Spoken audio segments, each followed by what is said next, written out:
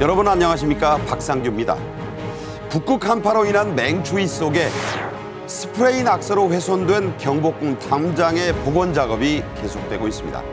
문화재 훼손에 대한 처벌이 솜방망이 같다는 지적이 잇따르고 있는 가운데 세계 각국의 문화재 복원 기술의 실태도 집중 분석해드리겠습니다.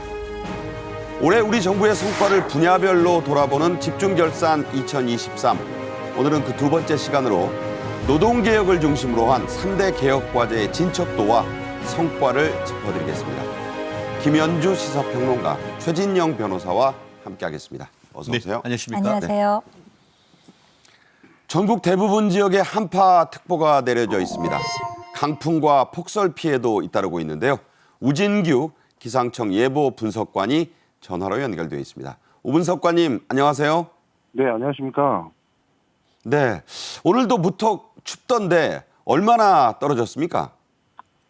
네, 오늘 아침 최저 기온이 전국적으로 약 영하 14도에서 0도 분포로 보였습니다. 어제보다 3에서 7도가량 높긴 했지만 중부를 중심으로는 영하 10도, 그리고 남부를 중심으로는 영하 내외로 떨어지는 곳이 많아 추운 날씨를 보였습니다. 네, 자, 요즘 추위의 이 특징이요. 일교차가 매우 크다는 데 있는데 전에는 안 그랬는데 왜 요즘은 그렇습니까? 그 겨울철의 특성인데요. 우리가 이제 체감하기에 굉장히 조금 심한 그러한 형태를 보이지만, 예전부터 이러한 추세 속에서 겨울철의 날씨가 매우 조금 환절기에 영향을 많이 주었었습니다. 낮에는 이 따뜻한 햇볕이 지표면을 가열하면서 어느 정도 기온이 오르지만 워낙 찬 공기를 뒤덮여 있는 상태이기 때문에 밤이 되면 이 복사 냉각이라고 하는 기온 하강 효과로 인해서 급격하게 기온이 떨어지는 이러한 형태들이 자주 나타나곤 했는데요. 이번이 굉장히 그런 현상이 극명하게 잘 나타난 그런 기간이라고 보시면 되겠습니다. 네, 걱정은 이런 맹추위가 연말까지 간다, 성탄절을 넘길 것이다 이런 전망들이 나오는 데 있습니다. 언제까지 이렇게 추울까요?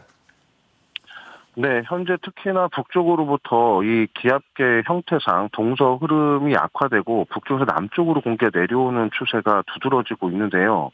당분간 이러한 형태는 계속 지속될 것으로 보입니다. 때문에 이번 주 중, 주말, 그리고 성탄절이 끼어있는 다음 주 초반까지도 이 북쪽에서 남하하는 찬 공기가 계속 한반도에 영향을 주기 때문에 계속해서 영하권의 추위가 나타날 것으로 예상하고 있습니다. 네, 이런 날씨에 밖에 나가지 말라는 그런 당부들이 잇따르고 있습니다. 밖에서 일하는 분들도 매우 그 어려움을 겪고 있다고 들었는데 특히 주의해야 할 점들을 좀 조언해 주신다면요? 네, 그 기온이 급격하게 떨어질 때 이 낮과 밤의 기온차가 매우 커지기 때문에 이 보온에 각별한 신경을 쓰셔야 되겠고요. 특히나 이러한 찬 공기가 우리나라 쪽으로 밀려올 때는 강한 바람을 동반하게 됩니다. 그래서 체감 온도가 더욱 떨어지기 때문에 이 강한 바람에도 견딜 수 있게끔 이 바람막이 기능이 있는 그러한 이 의류를 중심으로 이 보온을 할 수 있는 그러한 매무새를 좀 가져주시면 좋겠고요. 강한 바람이 불 때는 가급적 외출을 삼가하셔서 이 체온이 급격하게 내려가는 것을 조금 미연에 좀 대비를 해주시는 것이 좋겠습니다. 네, 오늘 말씀 잘 들었습니다. 지금까지 우진규 기상청 예보분석관이었습니다. 고맙습니다. 네, 감사합니다. 네, 자, 들으신 대로 이런 맹추위 속에서도 서울 한복판에서 망치, 드릴 소리가 멈추지 않는 곳이 있습니다. 바로 경복궁 담장인데요. 가림막도 쳐져 있습니다.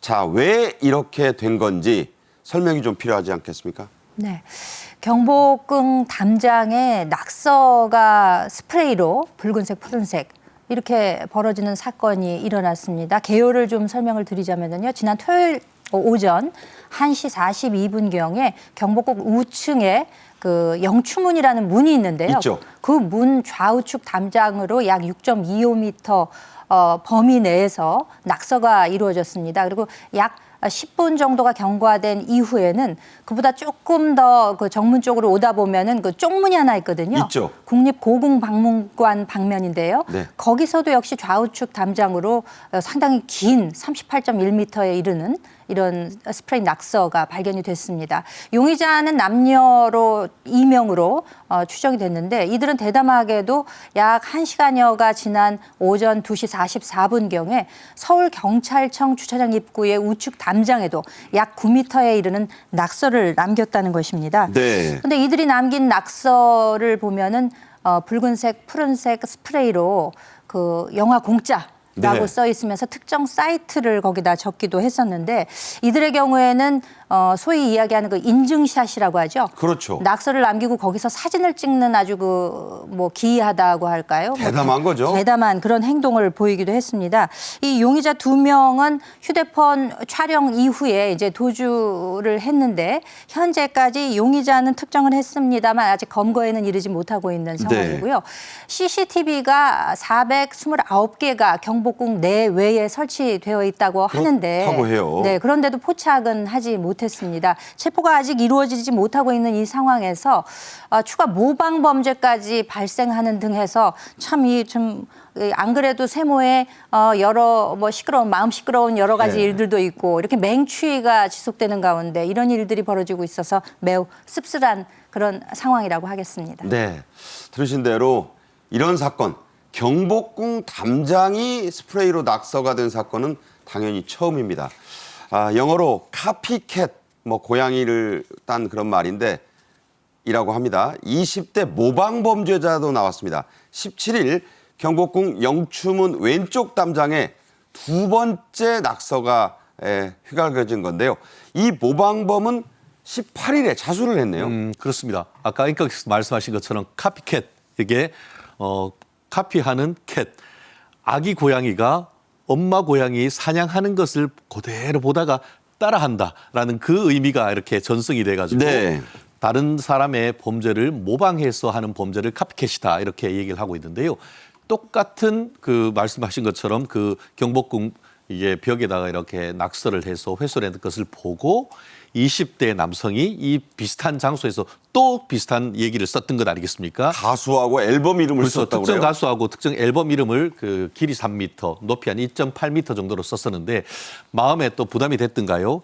어제였죠. 이제 그 오전 11시 정도에 그 종로경찰서에서 자수를 해서 오후 늦게까지 조사한 다음에 이제 귀가를 했다라고 합니다. 자수했으면 구속하거나 하진 않으니까. 네. 그런데 그 기자들이 질문했습니다. 네. 모방 범죄였습니까? 왜 했습니까? 했는데 그냥 묵묵부답이다라고 얘기를 하고 있습니다. 기자들에게는 아무 말도 안 했죠. 예. 다만 안에서는 이제 동기를 충분히 얘기를 했을 것 같은데 저희 그 실무적 감각으로 봤을 때도 모방 범죄 전형적인 사례가 아니었던가 추측을 해봅니다. 네. 자, 문제는 이렇게 두 번에 걸쳐서 대형 낙서가 이루어졌는데 문화재에 경복궁에 담에 그것도요. 시민 신고로 발견이 됐다는 겁니다. 시민들이 참 황당해하고 분노하는 그런 대목이 바로 그 부분이죠. 그렇죠. 뭐 담당 부처가 이 문화재의 그 소중함을 기본으로 하고 있다면은 이걸 사전에 미리 이런 범죄를 차단하고 관리했어야 함에도 불구하고 시민들이 매 눈으로 잡아내기 전까지 이것을 막지 못했다라는 데 대해서는 좀 어떻게 보면 반성도 하고 보다 제도적인 뒷받침도 있어야 될 것으로 보이지만 네. 그러나 그러나 이제 야간 근무를 포함해서 15시간 동안 단 2명이 교대로. 경복궁 외부에 설치되어 있는 429대의 CCTV를 관리하기에는 역부족이라고 할 수가 있습니다. 말이 그렇지 다 되겠습니까? 그렇죠. 네. 그리고 과거에는 그 이제 의경이 있지 않았습니까? 그렇죠. 이 의경들이 이 문화재 주위를 많이 관리를 했었는데 의경제가 폐지되면서 인력이 부족한 것도 원인 중 하나로 지적이 되고 있고 그 경복궁 내 외부에 설치된 CCTV뿐만 아니라 지금 인근에 그 종로 1, 2, 3, 4가동, 청운 효자동, 삼청동 일대까지 포함하면 600여 대의 CCTV가 있다. 있다고 합니다. 627대라고 정확히 그러네요. 근데 이 CCTV가 아무리 많다 한들 이것을 잘 보고 관리하는 인력이 또 거기에 뒷받침이 돼야 되는 것이거든요. 그렇지요. 그렇기 때문에 이게 실효적으로 아무 역할을 하지 못하면서 모방범죄까지 나왔기 때문에 뭐 사후 약방문이라고 할 수는 있겠습니다만 주간 인력 20여 명, 또 야간에는 기동대까지 모두 투입을 해서 30여 명 정도가 지금은 많이 좀 관리를 하고 있는 모양입니다. 하지만 추후에 이런 비슷한 범죄가 발생하지 않도록 하기 위해서는 보다 근본적인 좀 대책이 필요하지 않을까라는 생각이 듭니다. 네, 경찰도 경찰이지만 이 관할 주무 당국이 문화재청입니다. 문화재청은 CCTV 20여 대를 추가로 설치하겠다고 밝혔습니다. 용의자들에게는 문화재보호법을 적용해서 처벌하겠다는 방침도 밝혔는데, 자, 이 담장도 문화재에 들어가는가요? 그렇죠. 더군다나 이 경복궁이 가지는 의미가 있지 않습니까? 우리 국가지정 문화유산 사적이기 때문에 이번에 그 사고가 발생한 영추문을 비롯해서 그 담장까지도 모두 사적으로 지정되어 있는 것이 현실이고요. 네. 그래서 이 훼손된 담장에 대해서는 문화재보호법을 적용할 것이다. 이렇게 이제 엄중한 자세를 취하고 있습니다. 네. 사실 어떤 뭐 개인 주택이나 이런 개인 소유 그 자산에 대해서 만약에 스프레이 같은 거를 하게 되면 죄물손괴법이 적용된다고 하는데 네. 이것은 또 차원이 다른 얘기가 아니겠습니까? 경복궁 담장이라는 그 국가가 지정한 문화유산이라는 점에 그 중요성을 생각해 본다면은 네네. 국가유산을 훼손한 책임에 대해서는 엄중하게 물어야 하고 그렇기 때문에 문화재보호법까지도 여기에 적용이 되어야 한다라는 주장이 일고 있습니다. 자, 그래서 이 낙서범, 뭐 아직은 용의자 단계이기는 합니다만 어느 정도 처벌을 할 수 있는지, 저 댓글을 보니까 처벌 수위가 낮다는 지적이 아주 많아요. 꼭 그런 건 아닌데요. 네네. 지금 좀 전에 김 박사님이 얘기하신 것처럼 타인의 재물을 손상하거나 아니면은 그 은닉하거나 기타 효용을 하면은 형법상의 어떤 그 손괴죄에 듭니다. 근데 이거는 공용물이거든요. 네네. 그럼 그것보다 더 강한 공용물. 근데 공용물 중에 특별히 문화재로 지정된 것은 더 강하게 보호하는 문화재보호법 92조가 적용이 됩니다. 네. 그래서 형법 같은 경우에는 손괴죄를 해도 벌금이 있지만 이 국가 지정 문화재를 특히 손상, 은닉, 그 기타 방법으로 효용을 해야 한 경우에는 3년 이상의 유기징역, 오. 벌금 자체가 없습니다. 네. 그래서 법정이 굉장히 높은데요. 설령 그 국가 지정 문화재가 아니라 한다 하더라도 문화유산에 영향을 미칠 우려가 있는 행위를 한다 하더라도 5년 이하의 징역 또는 5천만 원 이하의 벌금에 처하고 있습니다. 네. 사실 우리나라는 다른 나라보다는 그래도 문화재 훼손이 상대적으로 좀 적은 편입니다. 해외 같은 경우에는 옛날에 그 반달리즘이라고 하지 않습니까? 그렇죠. 어떻게 보면 게르만족이 일파인 반달인들이 이제 이동을 하면서 로마의 어떤 그 유산을 다 이렇게 파괴했던 마구 파괴했죠. 그렇죠. 그런 네. 것을 해서 반달리즘이라고 하는데 바로 이게 반달리즘인데요. 실제로 지금 그 우리나라 사건에서도 그 상당히 높게 처벌하는 건 있습니다만 다만 그럼에도 불구하고 뭐 사과하고 뭐 하다 보니까 실제로는 처벌 수위가 그렇게 높지 않다라는 그런 문제가 있고 네. 다만 이 문화재보호법 같은 경우에는 제대로 이게 어떻게 보면은 자기 본인한테 원상 회복한다거나 아니면은 형사처벌 외에도 어떤 수리에 따르는 복구에 따른 비용을 청구할 수 있는 법적 근거가 있기 때문에 형사적인 처벌을 넘어서 민사적인 손해배상까지 해야 된다는 점에서 절대 이런 일을 해서는 안 되는 것입니다. 그러니까 현상 변경을 주장할 텐데 그러면 처벌 수위가 좀 낮아진다면서요? 그렇습니다. 결국 이 부분이 이제 보면은 말씀드렸듯이 손괴를 했느냐. 그 스프레이를 했는데 무슨 손괴를 했는 것이 아니냐 하는데 물리적으로 봤을 때는 그걸 지우는 과정에서 손상이 이루어질 수가 있는 것이고 그렇네요. 또 어떤 게 있냐면은 효용을 해야 하는 것. 우리가 그 사법 시험을 할 때 보면은 어떤 그릇에다가 불길 딱 썼던 그게 불길했는 용기를 먹겠습니까? 기분이 나쁘잖아요. 기분이 나쁘죠. 그래서 이 벽에다가 이런 글을 쓰는 것도 이 벽에 실질적인 효용을 해왔다는 점에서는 말씀드린 것처럼 문화재보호법 위반이 될 가능성이 매우 높다라고 봅니다. 네, 그렇군요. 자, 붉은 스프레이로 훼손된 담장 복원에는 지금 전문가 20명이 교대로 투입돼서 복구 작업을 하고 있습니다. 어떻게 하고 있는 건지 직접 들어보겠습니다. 지금 저희가 보존 처리를 진행하고 있는 방법은 지금 이 스프레이가 칠해져 있는 면에 이제 그 색을 빨리 빼는 작업이라고 보시면 될 것 같습니다. 원래 처음하고 최대한 비슷하게 만들기 위해서 이제 고색 처리나 색맞춤 작업도 진행하고 있기 때문에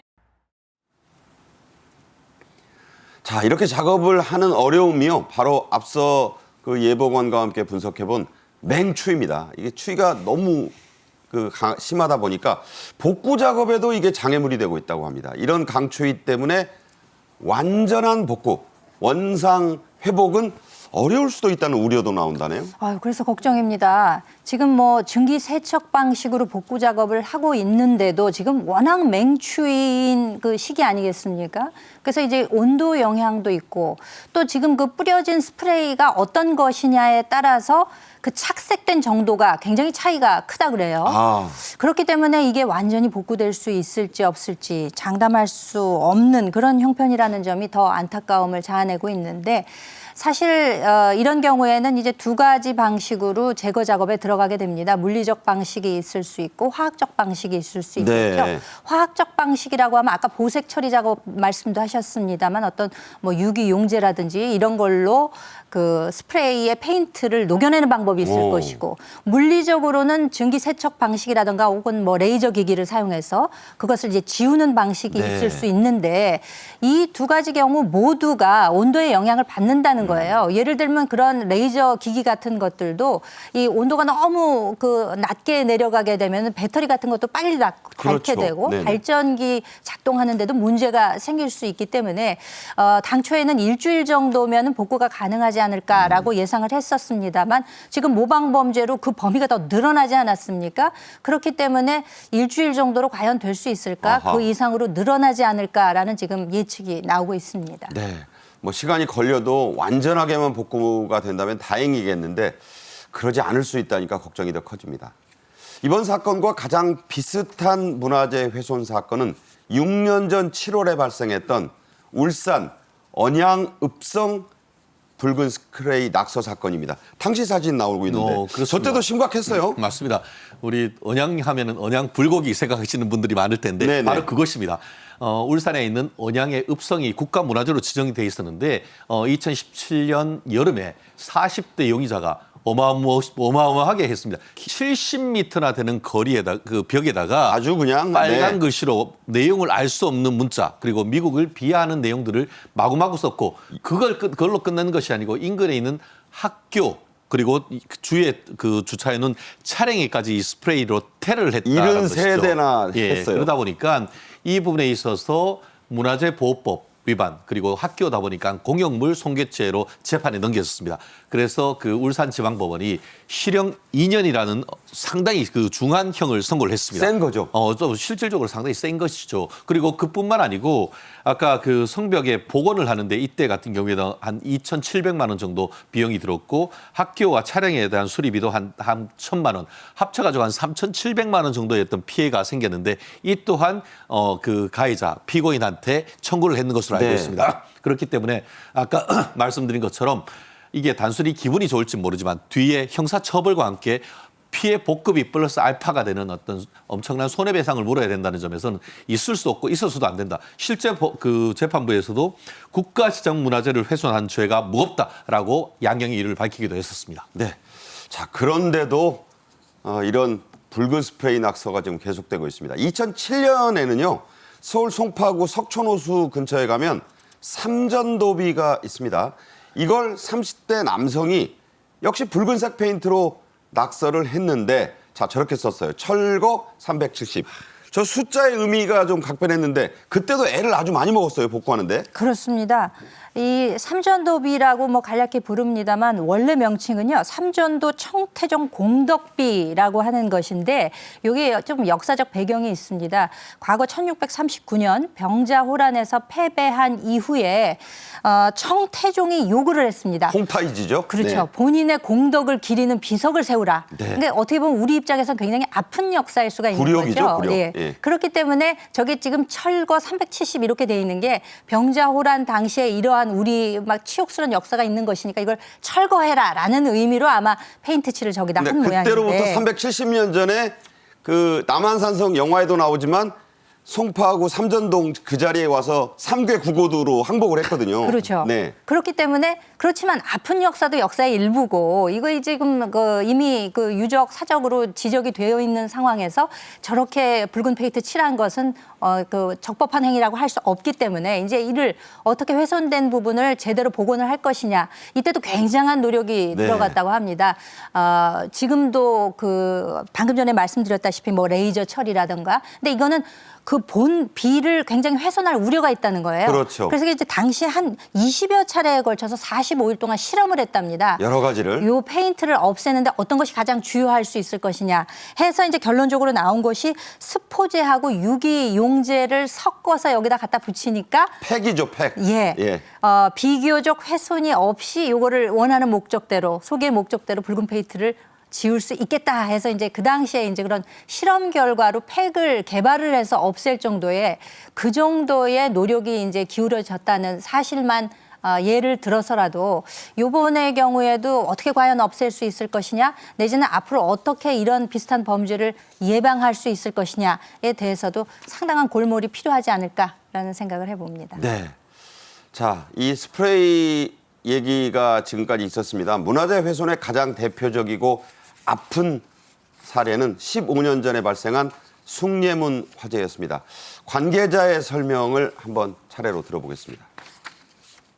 실제 복구공사는 한 3년 3개월에 걸쳐서 물로 해체 조립, 그다음에 전통 기화 제작 등 공사들이 진행이 되었습니다. 특히 이번 숭례문 복구 공사에서 중요하게 저희가 적용한 것은 전통 기법과 도구를 사용한 것입니다. 목공사와 석공사에 있어서도 전통 도구들을 활용해서 공사를 진행을 하였습니다.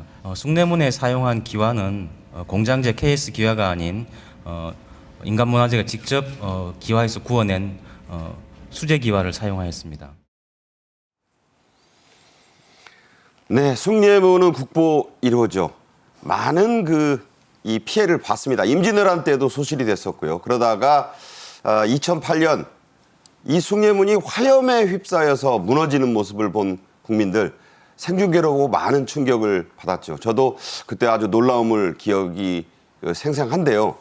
그 대화재 이전에 또 대대적인 중수공사를 했던 모습이 있습니다. 남대문, 그때는 남대문 중수공사라고 했죠. 과거 영상 한번 보시죠.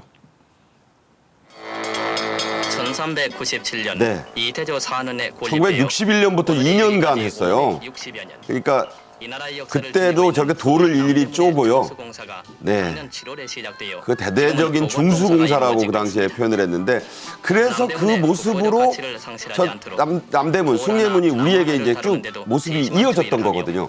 그러던 것이 이제 그렇게 이제 당시에 대목수분들까지 나서서 공사를 다 진행을 했습니다. 전국의 대목장들이 다 모였었다고 하죠. 석공들도 모이고 이렇게 문화재를 또 복구했는데 이게 2008년 화재로 다 소실이 된 겁니다. 자, 이렇게 문화재를 복구하는 데는 오랜 시간 또 많은 비용이 드는데 그야말로 훼손은 한순간이죠. 그렇습니다. 뭐 공든탑은 무너지지 않는다라고 합니다. 돌로 된 공든탑은 무너지지 않지만 대한민국 우리 전통 가옥은 목재가 많다 보니까 이렇게 오래 중수를 하고 잘 보관하고 특히 심지어 그 남대문 같은 경우에는 6.25 융단 폭격에서도 살아남았던 것인데 네. 아까 얘기했던 2008년 2월 11일 날에 있었던 어이없는 방화 사건으로 그날 사실 저도 굉장히 충격에 휩싸였던 그날 너무너무 생생한데요. 처음에는 이제 그 불이 지나가던 그 택시 운전기사가 보니까 웬 사람이 거기 올라가지고 이렇게 불을 붙이는 그걸 보고 119로 신고를 했던 것이죠. 그 사이에 이제 뭐 신고를 받고 이 소방관 100여 명 그리고 소방차가 32대나 통화를 해서 제 기억으로는 초기에 상당 부분 불길이 잡혔다라고는 보도가 나왔습니다만 실제 시간이 가면서 불길이 활활 타오르더니만 그날 밤 12시를 넘어가지고는 2층에 있던 것이 누각이 그냥 무너지는 그 모습에 아마 굉장히 많은 국민들이 정말 자존심도 상하고 엄청난 충격을 받았던 기억이 나는데요. 결국 그 이후에 이제 몇 년 지나서 2013년 5년 동안 해서 5월 달에 새로 국민들 품으로 돌아왔는데 그 과정에서 5억이라는 혈세가 들어갔다고 합니다. 네. 그런데 이게 그 문화재 그 위치가 서울이다 보니까 서울시가 관할을 하고 있었는데 그때 받은 보험금이 500만 원밖에 안 됐다고 합니다. 아하, 네. 제대로 보험조차도 들지 않았던 그런 부분이 있어서 많은 어떤 혈세가 했던 그 사건으로서 국민들의 어떤 마음의 생채를 남겨뒀던 사건이었던 것 같습니다. 네. 자, 숭례문 화재로 인한 문화재 훼손 짚어봤는데요. 우리 한국인들 뭐 다들 그러신 건 아닙니다만 외국에 나가면 낙서 참 많이 하세요. 저도 그런 거 많이 봤었습니다. 외국 나가서. 세계적인 문화유산이 이탈리아 피렌체의 대성당 두오모 많이들 가시는데 한국인과 일본인들 낙서가 요즘 급증해서 국제적 망신을 샀다는 얘기가 있어요. 저게 뭐 광고 디지털 광고판을 만들었는데 거기에도 낙서를 한다면 근데 어글리 코리언인가요? 어떻게 봐야 됩니까? 이게 근데 조금 사연이 있는 내용이라고 굳이 좀 변명을 하자면은 지금 그 피렌체 두오모 대성당이라고 하면은 이태리의 그야말로 르네상스 시대 건축 걸작이라고 할 수가 있는데요. 세계 문화유산으로도 지적이 되어 있습니다. 그런데 이제 일본의 소설을 기본으로 한 영화가 있습니다. 냉정과 열정 사이라는 영화가 있는데 냉정과 열정 사이. 예, 네. 거기에 이 배경으로 도모 성당이 나왔기 때문에 네. 그의 친근한 일본 또 한국인들이 가서 저렇게 많이 낙서를 남겼다라는 것이 비화가 되면서 이제 뉴스로도 나왔었어요. 영화 팬들이군요. 그러니까. 그렇죠. 어떻게 보면. 2008년에 일본 대학생들 6명이 낙서를 해서 뭐 국가적 망신을 했다. 거기다가 본인 이름하고 학교명까지 적었다 해서 큰 화제가 되기도 했었고 이후에도 한국에 아무개가 왔다 갔다 10년 뒤 다시 올 거야. 뭐 이런 그 한글 낙서를 남겼다는 거 아니겠습니까? 스프레이나 저렇게 이제 물감까지 그러니까 유성펜으로 썼다 그래요? 그렇죠. 하도 여기 이렇게 낙서를 하는 사람들이 많다 보니 두오모 성당 측에서 이제 묘안을 짜낸 것이 방금 전에 말씀하셨다시피 이제 저렇게 태블릿 PC를 3개를 설치를 했다 그래요. 네네. 그러니까 이제 여기 디지털 낙서판이니까 여기다 하는 것으로 대리 만족을 느껴라. 딴 데 하지 말고 문화재 하지 말고. 예, 그렇죠. 그렇게 해서 이제 했음에도 불구하고 뭐 그게 완전히 끊어지지는 않지만 그래도 어느 정도의 예방 효과는 좀 있었다 그래요. 그렇기 때문에 이렇게 묘안을 짜낼 정도로 세계 문화 유산이라던가 정말 누구나 이름만 대면 알만한 이런 중요한 곳에 낙서하는 이런 일이 급증하는 것은 국제적으로도 그 국가의 망신일 뿐 아니라 이 문화 유산을 해친다는 차원에서도 이거 좀 방지가 돼야 되는데 근본적인 해결책이 없다는 게 더 큰 문제가 아닌가 싶습니다. 요즘 외국인들이 한글 많이 알아봅니다. 그래서 한글 쓰면요. 외국 사람들 다 이거 한국인이 한 낙서라고 알아보니까 주의 좀 하셨으면 좋겠어요. 외국에서는 문화재 훼손에 대한 법적 처벌이 어떤지 좀 살펴보겠습니다. 중국은 좀 특별한 경우인데 최고 사형까지 가능하다고요. 저도 깜짝 놀랐습니다. 중국 같은 경우에 그래픽을 보셨듯이 이게 중국 인민공화국 그 문물보호법에 따르면은 독일 경우 최대 사형까지 할 수가 있고 일본 같은 경우에도 문화재 손상 능력 시 5년 이하의 형. 우리는 3년 이상이니까 오히려 법정형은 일본이 우리보다 조금 낮습니다. 네. 그리고 미국 같은 경우에는 그래프를 보실까요? $500 미만의 어떤 유물 같은 경우에는 1년 이하의 구금형이지만 1년 이하. 세네요. 초과 같은 경우에는 네. 경우에 따라서는 2년 이하이기 때문에 상대적으로 우리나라의 어떤 그 처벌법이 상당히 높다라는 것을 볼 수가 있죠. 그러니까 문화재 가치가 $500면은 한 7, 80만 원 그렇죠. 사이인데. 예. 그런데 그것보다 높다고 하면은 2년 이하의 징역이다라고 지금 되고 있고 이게 상습범 3범 이상 같은 경우에는 이게 5년 이하 징역 뭐 이런 식으로 지금 되고 있고요. 독일 같은 경우에는 독일은 좀 아주 명확합니다. 그 처벌이 네. 허가받지 아니고 본질적인 부분을 파괴하거나 침해할 경우에는 2년 이하의 자유형 그러니까 자유형은 징역형. 뭡니까? 징역형이죠. 자유형을 자유를 제한하는 형. 그렇게 표현하는군요. 그래서 깜빡이 보낸다는 것을 저렇게 자유형 이렇게 네. 하죠. 벌금형과 자유형 이렇게 나뉘죠. 네, 그렇군요. 자, 저는 처벌이 무서워서가 아니라 문화재는 정말 우리가 후대까지 길이 이어서 보존해야 될 거니까 낙서 절대 하시면 안 되겠습니다. 자, 다음 주제로 가죠. 집중결산 2023. 오늘은 3대 개혁과제의 진척과 성과를 점검해 보는 시간입니다.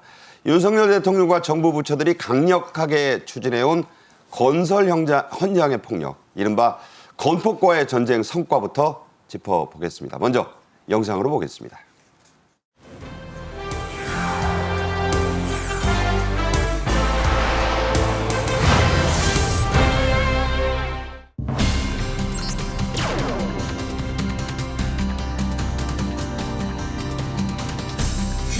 이 노조 회계가 투명하지 않으면요, 이 노조가 부패를 하면 일단 기업의 납품 시스템, 생태계 시스템이 전부 왜곡이 돼버려요.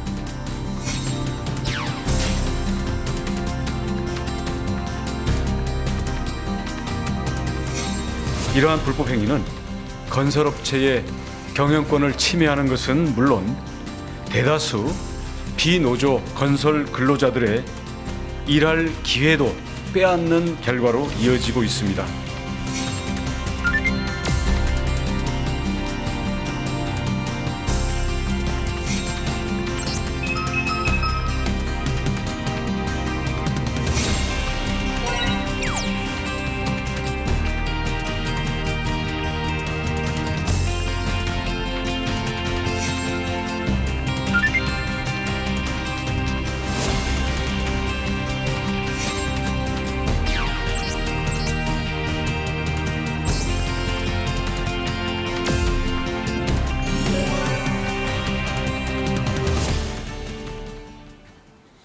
윤 대통령은 지난 5월에 있었던 국무회의에서 3대 개혁을 강조하면서 특히 노동개혁에 방점을 찍었습니다. 다시 들어보시죠. 정부는 미래 세대와 우리나라의 지속 가능한 발전을 위해 노동, 교육, 연금의 3대 개혁을 추진하고 있습니다. 3대 개혁은 더 이상 미뤄서도 안 됩니다. 노동개혁의 핵심은 노사 법치주의를 확립하고 노동의 유연성, 공정성, 안전성을 높이는 것입니다. 윤 대통령은 독일의 대문호인 괴테시까지 인용하면서 3대 개혁에 대한 의지를 밝혔는데, 자, 그 시 어떤 대목이었죠? 괴테의 19일부입니다. 그러니까 그 뜻은 서두르지 않되 쉬지 않고, 그러니까 꾸준히 하자는 뜻인데 원문은 ohne Hast aber ohne Rast라고 되어 있습니다. 독일어 발음 좋으신데요. 네. 근데 이렇게 19까지 이용한 것은 서두르지는 않지만 꾸준히 개혁을 하겠다라는 의지를 절실히 표현한 것이라고 할 수 있겠죠. 사실 이 독일의 하르츠 모델이라고 해서 슈레더 총리 당시인 2002년도에 하르츠 위원회가 출범을 하면서 노사정이 함께 모여서 장기간에 걸친 어떤 실업 대책이랄까 이런 것들을 이뤄낸 적이 있었거든요. 17년간에 걸친 토론이죠. 그렇죠. 네. 이제 그 장기간이라는 데 방점이 찍혀 있다고 할 수 있겠습니다. 윤 대통령의 그러니까 뜻은 우리가 한술에 어떻게 배부를 수 있겠느냐. 지금 이렇게 시작하는 것만으로도 쉽지 않은 일인데 이것을 동력을 잃지 않고 계속해서 이어나가는 것만이 개혁을 성공시킬 수 있는 그런 힘이 될 수 있을 것이다라는 것에 중점을 둔 표현이라고 생각이 됩니다. 네, 윤 대통령의 3대 개혁 의지는 2기 대통령실 인사에서도 드러났습니다. 정책실과 실장을 부활한 것으로도 확인됐다는 평가인데요. 이관섭 정책실장을 3대 개혁의 컨트롤 타워로 임명한 그런 해석이 나왔어요. 그렇습니다. 아시다시피 이제 집권 3년 차면은 결국 어떤 성과로 승부를 봐야 되는 그런 게 아니겠습니까? 그러다 보니까 얘기했던 3대 개혁, 노동, 연금, 교육 개혁 이 부분을 사령탑을 다시 한번 세워서 그 사령탑을 중심으로서 사회 개혁을 끌고 가겠다라는 의지의 표현이다 이렇게 읽을 수 있을 것 같은데요.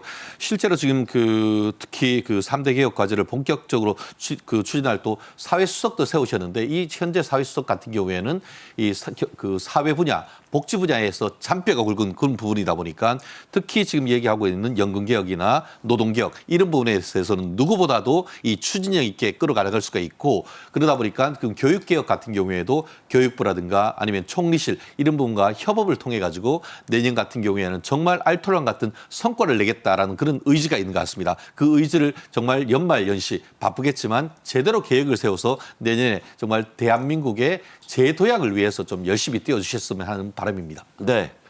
자, 윤 대통령과 원희룡 교토부 장관은 노동개혁 가운데도 특히 이 건폭과의 전쟁에 힘을 쏟아왔습니다. 관련 언급 차례로 들어보겠습니다. 아직도 건설 현장에서는 강성 기득권 노조가 금품 요구, 채용 강요, 공사 방해와 같은 불법 행위를 공공연하게 자행하고 있습니다. 정부는 건설 현장에서 행해지는 노동과 사용자 가리지 않고 불법 행위 전반에 강력 대응하기 위하여 관계부처 합동으로 대책을 마련했습니다. 이와 함께 불법 행위에 대한 처벌, 제재의 확대, 또 맞춤형 제도 개선을 위한 입법과 같이 제도적인 보완 조치도 추진하겠습니다. 대통령실과 정부 부처들이 건폭과의 전쟁을 선언한 지 1년이 다 돼갑니다. 실제로 건설 현장이 많이 변했는지 경찰청이 조사까지 했다고요? 그렇습니다.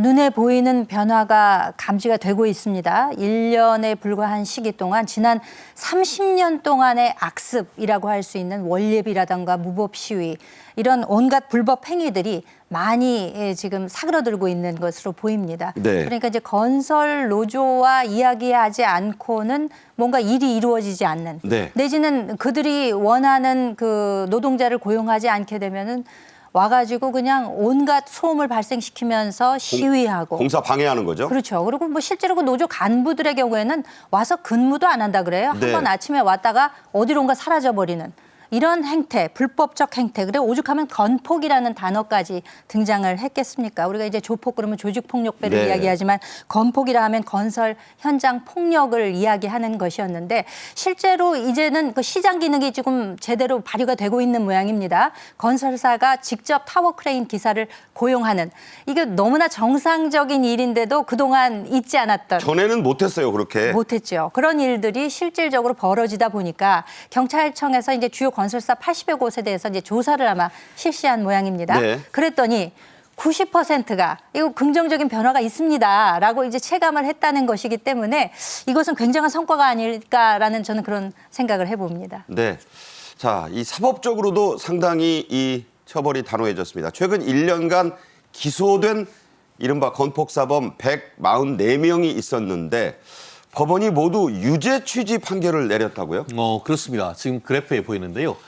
건설 폭력배 이렇게 얘기하는 걸 줄여서 건폭이라고 하는데 지난 그 1년 동안 열심히 수사해서 재판에 넘겼는데 144명 재판에 넘겨진 사람 전원 1심에서 유죄를 판결을 받았습니다. 그중에서 49명이나 실형을 받았고 네. 그중에 또 한 88명은 집행유예를 받았고 징역형의 집행유예죠? 그렇죠. 징역형의 집행유예. 그리고 7명 정도는 벌금형을 받았다고 합니다. 사실 저도 지난 한 2년 전에 새벽부터 정말 이분들이 와서 노래 부르고 이게 스피커를 틀어놔서 엄청나게 그 생활에 고난이 있었었는데 금품 갈취가 70%네요. 이분들이 이제 단순히 그렇게 소음하는 것이 아니고 뒷돈을 요청했다는 것이죠. 그래서 금품 갈취가 한 3,400여 명, 70%나 되고 건설 현장 출입 방해 및 작업 거부가 한 700여 명, 네. 그리고 노조원 채용 및 그 장비를 사용하도록 강요했다는 것이 한 570여 명 된다고 하는데요. 말씀드린 것처럼 이런 전반적인 이 대형 건설 현장에서의 어떤 조직적인 어떤 그 건설 폭력을 뿌리를 뽑도록 이제 했기 때문에 향후에는 이런 부분이 계속 어떤 지속적인 단속을 통해서 이 그 어떤 그 건폭을 뿌리 뽑는 게 필요하고 만약에 계속 있으면 어떻게 되죠? 결국 저렇게 돈이 뒷돈으로 주고 나면은 그것이 건축비로 사용되지 않고 그러다 보니까 이른바 순살 아파트가 돼가지고 네. 들어가는 우리 소비자들의 안전까지도 이제 문제되는 것 아니겠습니까? 네. 그렇기 때문에 이번 판결에서도 그런 부분을 지적하는 것을 보면은 정말 이번 그 정부의 이와 같은 건폭에 대한 어떤 단속은 상당히 어떻게 보면 의미 있는 성과다라고 저는 평가하고 싶습니다. 네. 자, 방금 순살 아파트 얘기하셨는데 원래 치킨에서 나온 거잖아요.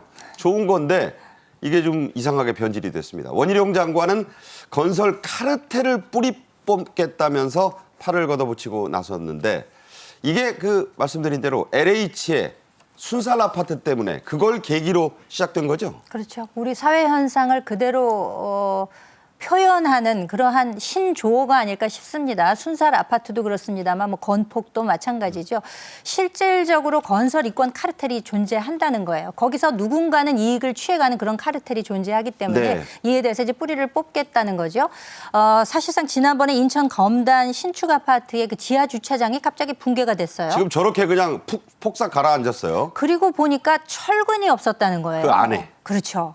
그러다 보니까 LH 토지주택공사에서 발주한 아파트 이거 문제 있는 거 아니야?라는 생각에서 이제 전수조사에 들어가기도 했었지 그렇죠. 않습니까? 그러다 보니까 이 철근 누락이 무더기로 발견이 됐던 것입니다. 이게 무슨 공산품도 아니고 우리가 일상적으로 사용하는 용품이 아니고 집에 관한 문제가 아니겠습니까? 그렇습니다. 그런데 여기서 누군가의 이권을 위해서 이렇게 이권 카르텔이 존재하고 이것이 우리 시민들의 불편과 또는 그 불안으로 이어지게 된다면은 이것은 반드시 뿌리를 뽑아야 되겠죠. 그렇기 때문에 실질적으로 그 원희룡 국토교통부 장관도 단단히 마음을 먹고 이번에는 건설 카르텔이다. 이거 좀 뿌리 뽑아야 된다. 독보소처럼 어디에 숨어 있다가 다시 이렇게 고개를 들지 않도록 근본적인 대책이 필요하다라는 주장을 한 것 같습니다. 네.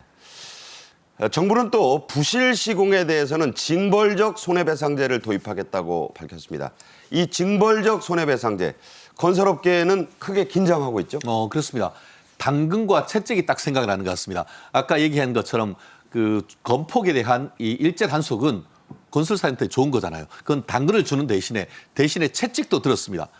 이렇게 건폭을 잘 규제함에도 불구하고 부실 시공을 할 경우에는 그에 대해서 지금 얘기한 것처럼 부실 시공에 따라서 발생된 손해액의 5배까지 징벌적 손해배상을 하게 하는 그 규정을 넣고 하는데요.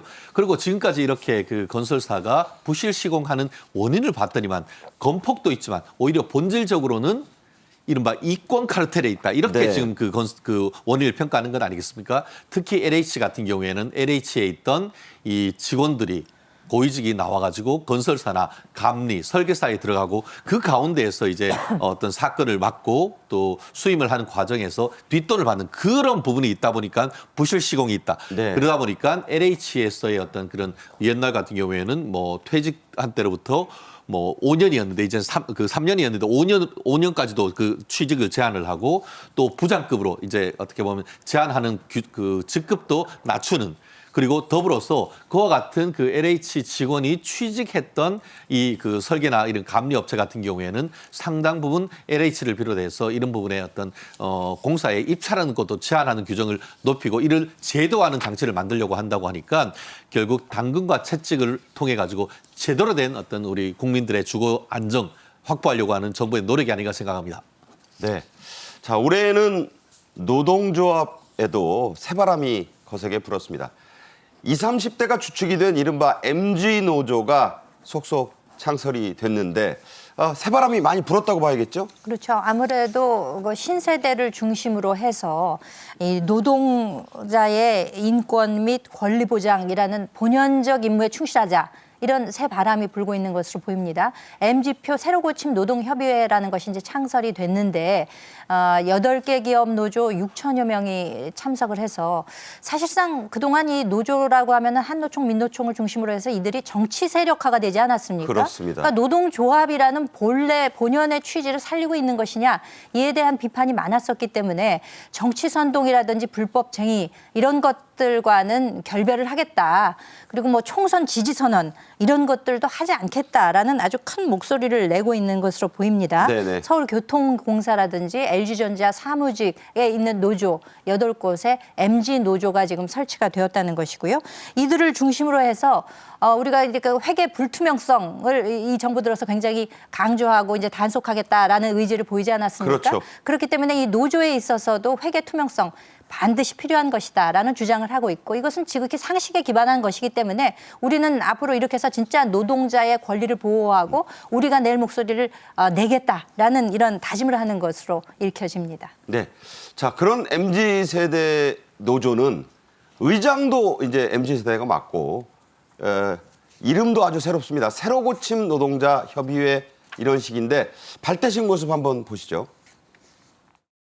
우리 새로 고친 노동자협의회는 이런 불합리한 제도와 노동조합에 대한 인식 개선을 통한 노사 관계의 새로운 길을 찾고 이에 힘입어 모든 노동자들이 노동조합을 조직하는 미래를 위해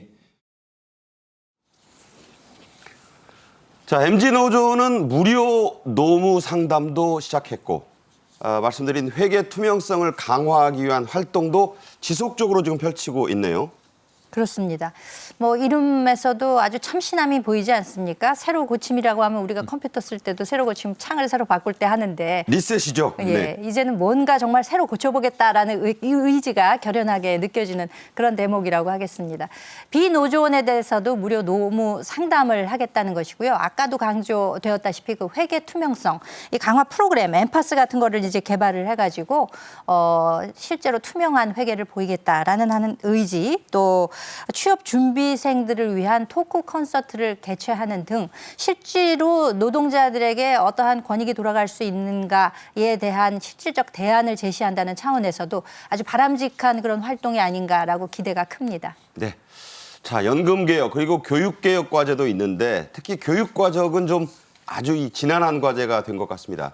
사교육 이권 카르텔 이것도 뿌리 뽑겠다고 지금 나섰는데 잘 안 되는 것 같아요. 그래서 공정거래위원회는 대형 학원 9곳을 조사해서 과징금을 많이 물렸고 적발한 위반 사례가 19개나 된다고요? 그렇습니다. 소비자인 수험생을 현혹하는 허위 과장 광고를 지금 적발을 해가지고 네. 9개 대형 그 학원과 이 그 출판사에 대해서 합계 한 18억 3천만 원의 과징금 플러스 그와 같은 과징금을 받았던 사실을 본인들 홈페이지에 공개하도록 하는 네. 공개 명령을 지금 내렸다라는 그 소식인 것 같은데요. 어떤 과장 광고인가요? 그렇습니다. 결국 그 대표적으로 이런 것 같습니다.